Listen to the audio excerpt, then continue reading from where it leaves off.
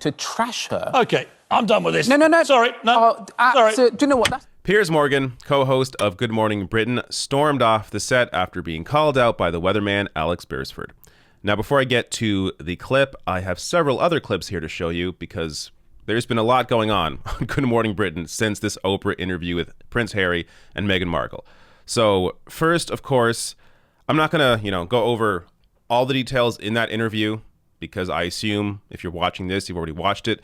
But you have here Piers Morgan on the side of defending the monarchy, claiming that, what Harry and Meghan Markle said, just total lies to damage the monarchy, damage the Queen. Well, let me start by showing you part of what he said. Here is a tweet he put out about his new column. Meghan and Harry's nauseating 2-hour Oprah wine-a-thon was a disgraceful diatribe of cynical race-baiting propaganda designed to damage the Queen as her husband lies in hospital and destroy the monarchy. Now, first of all, if you watch the entire interview, again, as I did, then you would see that not once did they damage the Queen. In fact, they praised her again and again and again. Their issue is not with the Queen.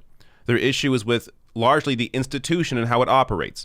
So questions around how their baby might look, possibly coming from Harry's father or his brother, which I assume is why they're not releasing the name of who that is. And Harry, I guess, wants to try and at some point, patch up those relationships. And also the issue with Meghan Markle being in deep depression, going to the institution for help, and them refusing her help, saying it would hurt the image of the family. So those are just two of the, stories that came out of this. But really, understanding the monarchy and its history and colonialism and wanting to preserve a, pure bloodline, not all surprising to hear these claims. Now, again, before I get to the clip of him storming off, here he is yesterday discussing or defending the Queen against Harry and Meghan Markle. They've trashed his dad. They've trashed his brother. They've trashed his sister-in-law. They've trashed everything the Queen has worked so hard to maintain with the monarchy. And they're supposed to believe they're compassionate. They felt they were trashed. They felt they were lied about. She said that she was driven to the verge of taking her own life. She says that, yeah. They have absolutely, obviously, and members of her female staff at the palace say they were bullied by Meghan. And when those allegations were made, her team came back and said it was outrageous, dismissed it, didn't take them seriously at all. But we're supposed to take everything she says as absolute gospel. No, and we're supposed to give that respect. She showed no respect for the alleged bully victims that she apparently traumatised. And I've had one account of one of them. And I can tell you, if they start talking, we're going to hear a very different story about the Duke and Duchess of Compassion. Yeah. But we're not allowed to hear their stories because they've been dismissed out of hand. No. By Meghan and Harry. We have reported those bully victims, on those allegations. Their stories don't count. Only their truth counts. On those allegations. It is honestly... We take them very seriously, and there is an investigation now launched into Chris, them. Absolutely ridiculous claims from Piers Morgan.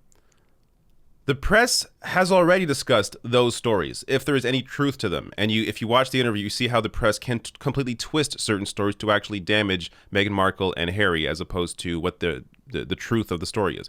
But those stories are already out. So Piers Morgan acting like they get no say when they already had their say in terms of the claims against Meghan Markle. Just completely ridiculous. Now, later on, or earlier actually in that show, they had on a guest. Completely dismantled Piers Morgan. Again, I'm going to play this before I get to the storming off part, but this is too good. I had to share this. You bring out coverage about Meghan and Harry on their wedding day and the engagement, but conveniently forget to show the coverage before they got engaged, between the engagement and the marriage. So you conveniently forget that Prince Harry, in November 2016, talked about the racist undertones of the media. You conveniently forget all of that to paint this picture that all was rosy and hunky-dory. Nonsense. And then you are lording over the Queen. Listen, by all means, let's applaud the Queen when she does something right. But when she does something wrong, we need to call her out. What does she do wrong? What does she do wrong? What kind of grandmother? Let me finish. What kind of grandmother will be so close to her grandson, Harry, but then not use her power and influence as queen to protect them from the racist media coverage? I find what you're saying about the Queen actually disgraceful. I find what you're saying... You're entitled to your opinion, Shola. I find... Sorry, no, I'm allowed to respond to what you've just said. is rooted, listen, you might learn something. The royal family as an institution is rooted in colonialism, white supremacy, and racism. The legacy is right there. So you're now surprised that a comment would have been made by several members of the royal family about how dark Archie's skin is. It's not several members, actually. No, you can't spew lies. You're more outraged that Harry and Meghan. Are we allowed to engage in any of this? Let me finish. Well, you're not stopping. Outraged that Harry and Meghan had the audacity to speak that truth than you should be at the actual outrage of racism. Right, okay. Am I allowed to respond to this? Am I allowed to respond yet? You can respond now. Okay. I think what you just said about the Queen is disgusting. I think it's unbelievable. You talk about the behaviour of a 19... Am I lying when I said that? Allow me to say what I'm... Allow me to explain. And the institution is protected. Allow me to defend our royal family, thank you. You tell me. All right. That was too good. Now, I guess you got to give credit here, maybe, to Good Morning Britain for having this guest on to completely abolish, smash, destroy Piers Morgan. But now we get to what the issue is. And this is what Weatherman Alex Beresford brings up that I think really gets to the heart of the issue and shows you how true it is because of the reaction here from Piers Morgan. Watch this. They have had an overwhelming amount of negative press.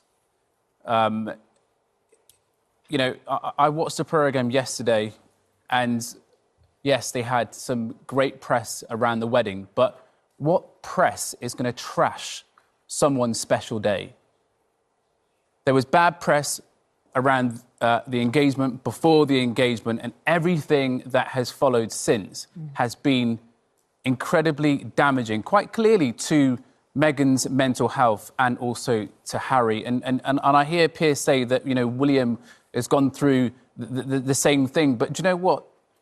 Siblings experience tragedy in their life, and one will be absolutely fine and brush it off, and the other will not be able to deal with it so strongly. And that's clearly what has happened with Prince Harry in this situation. He walked behind his mother's coffin at a tender age in front of the globe. That is going to shape a young boy for the rest of his life. So I think that we need to all take a step back. And I understand that you don't like Meghan Markle. You've made it so clear a number of times on this programme. A number of times. And I understand that you've got a personal relationship with Meghan Markle, or had one, and she cut you off. She's entitled to cut you off if she wants to. Has she said anything about you since she cut you off? I don't think she has, but yet you continue to trash her. OK, I'm done with this. No. Sorry, no. Sorry. So, do you know what? That's pathetic. You can trash me, maybe not my own. No. See you later. I'm being... Sorry, can't do this. This is absolutely diabolical behaviour. I'm sorry, but Piers spouts off on a regular basis, and we all have to sit there and listen. 6:30 to 7 o'clock yesterday was incredibly hard to watch. All right. I think Alex Beresford here absolutely nailed it. And I'm going to show you another clip in a second here that proves his point. But first, just to point out the obvious. Yesterday, you had Piers Morgan on air discussing how, he doesn't believe Meghan Markle didn't want to be around people that consistently allowed her to be trashed in the press. She went for them for help, couldn't get help. Piers Morgan couldn't believe that Meghan Markle didn't want to be around those people. Yet here, Piers Morgan storms off the set after just a minute of criticism. Unbelievable. And what Alex Beresford here discusses, I think, points to the heart of the issue and why Piers Morgan has such an issue with Meghan Markle. Because if you go back and see this clip, this was shared by Samurai Jack on Twitter. Let me play this for you. So here he is discussing his, one experience with Meghan Markle. 2 hours in the pub. She had a couple of dirty martinis and a couple of pints. We got on brilliantly. And then I put her in a cab, and it turned out to be a cab that took her to a party where she met Prince Harry. And then the next night they had a solo dinner together, and that was the last I ever heard from Meghan Markle. And I have never heard from her again. So what happened? She ghosted me, Ryan. Meghan Markle ghosted me. Did she? Do you think she just went, gone? I'm afraid. Look, I really liked it. This is why it hurts. No. I mean, I think he kind of gives it away there. Yes, he is, kind of joking about it, but it's a story that happened, and clearly there is some pain still lingering with that experience. Sounds like maybe he had a little crush, and then he got crushed, and has not been able to get over it. Still to this day, wanting to not believe or trash Meghan Markle for some very obvious claims about a monarchy that is based in colonialism and a pure bloodline. But here you go. And just to be fair, because I am a very fair guy, they did end up, Piers Morgan did end up coming back on the show, and they had another discussion about this, a more calm, cool, collected, more mature discussion about it. And here Piers Morgan tweeted out to somebody calling him a snowflake, saying, "Agreed. I was annoyed, went for a little cool down, and came back to finish the discussion." So there you go. At least Piers Morgan, to his credit, as hard as that is to say, he did come back on the show to finish the discussion. But man, it is really wild seeing all these conservatives come out and defend the Queen, the monarchy. Just from Piers Morgan to Ben Shapiro to I don't know, there's others I've seen come out and defend the monarchy against Meghan Markle. Really, when it comes to anything of race, these individuals appear to always have to be on the other side. Even if the claims are very obvious, their reasoning sound, their explanation makes total sense. If you watch the entire interview, you understand the entire what went on through those 4 years before they decided to do this. It makes perfect sense. But still, just unable to believe it. And I think part of it as well, they want to maintain their connections to the institution, to the monarchy. So by defending the monarchy, by defending the institution, they're able to still be part of the in crowd when it comes to that group of people. That's definitely also a major factor here, if not the most major factor. I'm sure the story about Meghan Markle, plays into this. But ultimately, they want to maintain their connections to powerful people, and that's what Piers Morgan here is attempting to do.